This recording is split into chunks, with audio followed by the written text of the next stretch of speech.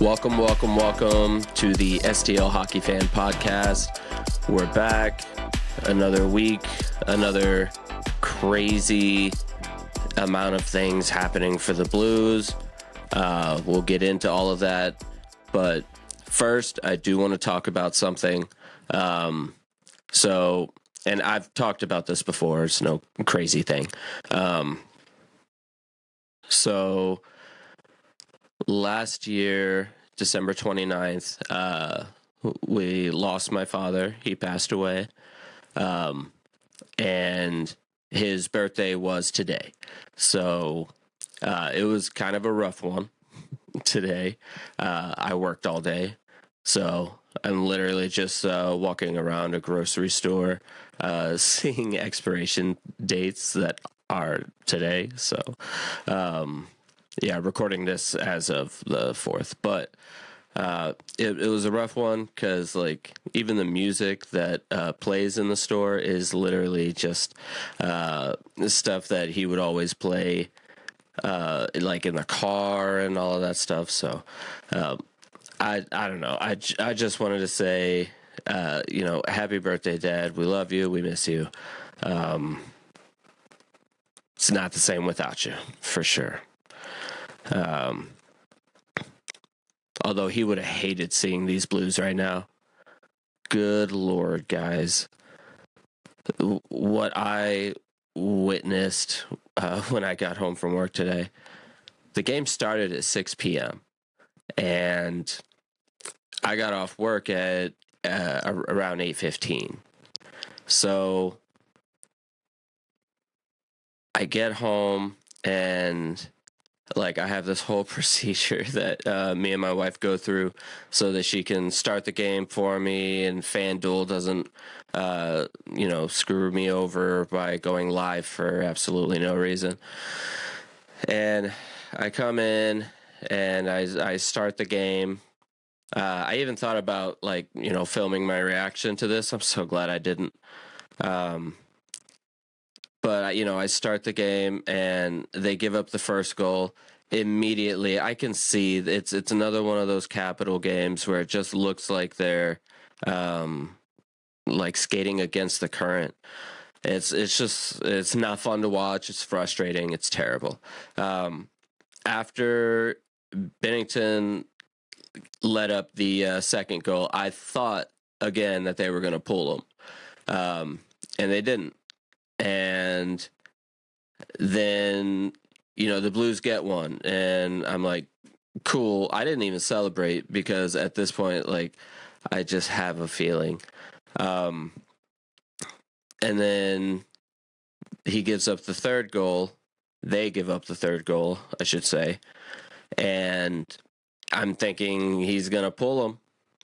And he doesn't. And I'll admit to you guys, normally I am the kind of guy that is going to watch these games from horn to horn. And something that, bringing up my dad again, something that he would always do is he had no patience or tolerance for bad games. So if the Blues, got down, pretty much if he were watching tonight at 3-1, he would have turned it off. Because he wouldn't waste his time with it. Now, me, I'm completely different. I feel like I have to be there. I have to watch everything. Anything can happen type of, situation. But in all honesty, I channeled my dad in this one. And as soon as it hit 3-1, I just skipped ahead until I saw a goal. And at that point, I think it was 5-2. I just skipped all the way to the end, saw that they completely lost it, and shut it off, moved on with my life.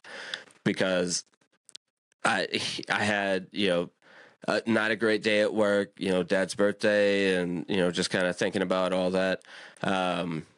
And, I come home to that. No, I'm not doing that. I'm just not. It's crazy because we've seen a complete, what do you want to call it? progress to regression in a span of what, 5, 6 games. We have, for one, we have all of the overtime. So that's us tightening up defense. That's us kind of getting closer, getting more competitive in these games. And then we get to the back-to-back, right? The back-to-back is successful. We beat Ottawa, we beat Utah. That's great. That's awesome. And then what? We go to Anaheim and lose it. And it was kind of close.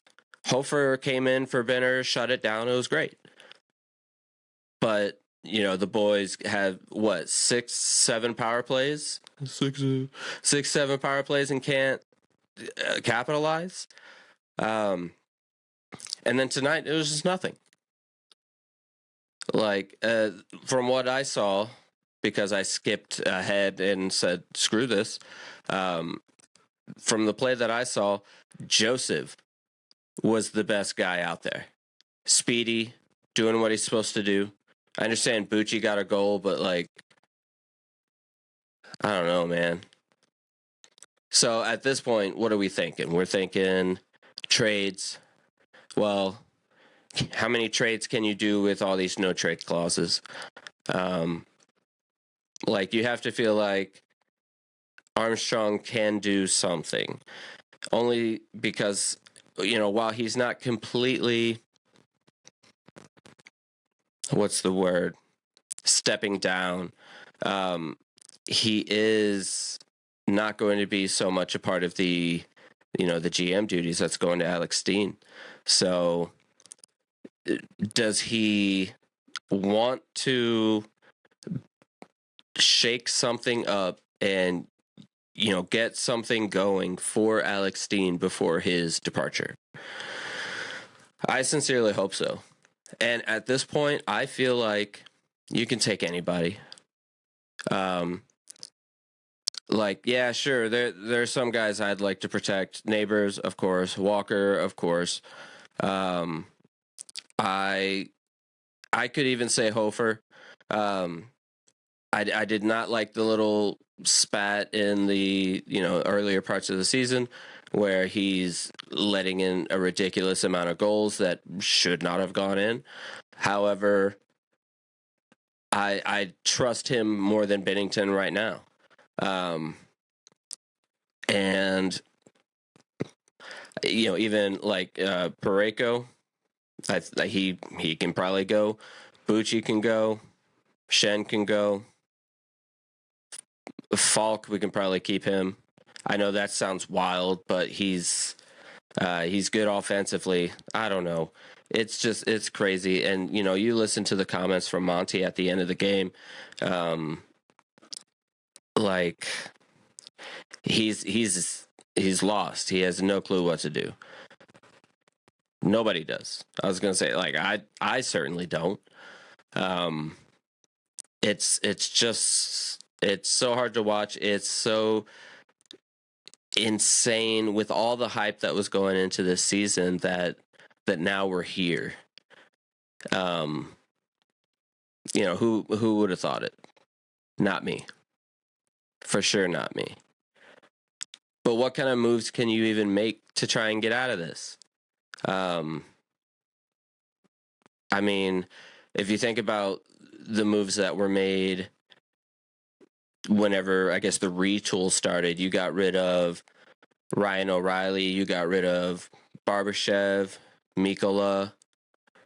I mean, you pretty much cleaned house. You wonder if something like that is on the horizon. I watched the latest episode of the Last Minute Blues podcast, and they were talking about if Shen gets dealt, as the captain, who's the next captain? And Jeremy Rutherford had a good point, and actually Alex as well, basically saying you don't choose one for the rest of the season. A lot of people would like to say Neighbors. Some would say, Pareko. They mentioned those names in the episode too, but that's because they're the obvious ones. But I mean, I think that makes sense. No captain. See, like somebody's got to take the helm. Somebody's got to step up and be a leader. They talked about the leadership you had in 2019 with Steen and Ryan O'Reilly and Shen and Pareko, all these guys. And I just feel like you don't have that now. Granted, I am not in the locker room. I'm not an insider. I'm an outsider. It's literally the STL Hockey Fan podcast, not the STL Hockey Player podcast. So, I don't know. I have no clue. I don't know if it's just today that's got me feeling this way, but like I feel very like I want to give up on the team. You know what I'm not going to do is give up on the team, but it's a rough one. So let's go ahead and pick this up a little bit. So I want to kind of tease the next podcast episode. I have another guest, another person who is kind of behind the scenes, and I'm not really going to promote it until it comes out. Then I'm going to promote the crap out of it. But if you listen to this, then you'll kind of get the inside scoop. So I will be talking to the Blues' current anthem singer, Prashard Owens. This guy is absolutely incredible. The first time he took over and sang the anthem for the Blues, I love Charles Glenn. He's great. He obviously has a great ear to handpick this guy, but Prashard is incredible. His voice style is exactly what I'm into. It's exactly what I wish as a singer that my voice could be, but will never be. I've accepted this. I don't have the equipment in here or something's missing. I didn't get the parts. People are looking into it, but it's just absolutely wild that one, he even agreed to talk to me. I am so surprised every time anybody takes me seriously. I am very dedicated to this. This is something that I see more as like a cool hobby that's going places. Whereas my music career is what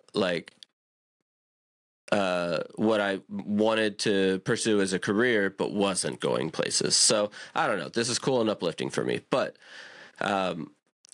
I reached out to Prashard, and